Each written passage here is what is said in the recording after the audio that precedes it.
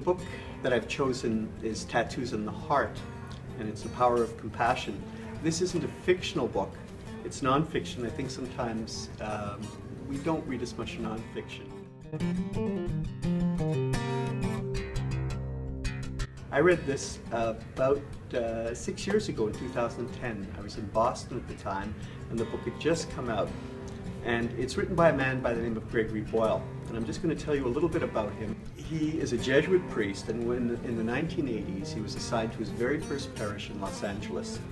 And it had the highest concentration of gang members anywhere in the United States. So, as he said a couple weeks ago, he's buried over 200 gang members. It's incredible. And so what he tried to do was find a way to give these young men and women an option from the life of being in a gang. And as he said, being in a gang is not something you necessarily want to do. It's often because you have no hope, you have no options, and you feel you need to belong somewhere. And one of the things he tried to do was give them an option. So he started something called Homeboy Industries. And Homeboy Industries is a variety of different enterprises. He gets companies, for example, to train people how to bake. So Homeboys has its own bakery. Homeboy has its own restaurant. So what he does, what Gregory Boyle does, is he works with different companies, with different agencies, to try and give these young men and women training so that they've got options in their life, so they don't necessarily have to go back to gangs. He gets doctors involved to make sure they get good health care. He does all those kinds of things.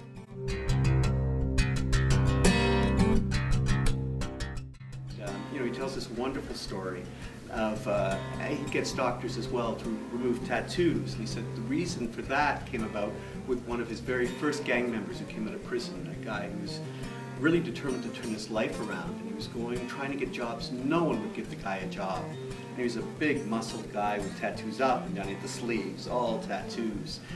But I guess the one tattoo that probably was most off-putting to potential employers, the man was completely bald, and he had one tattoo right across his forehead that said, F the world. But it had the full word of what F is. And so it was then that Gregory Boyle said, maybe we need to get someone to remove that and give you a chance at a job. But I think more importantly than that is how he sees people. And when he spoke with us, and you find it in here too, he'll talk about that Christmas song, O Holy Night. And one of the verses in it is, until he appears and the soul feels its worth. And he said, so often with so many people don't feel their worth, they don't feel they're valued.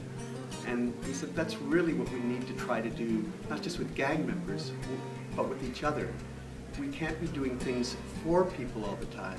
We need to be able to do things with people so that they feel they're valued. And so a little bit like Alistair MacLeod's, we're better when we're loved.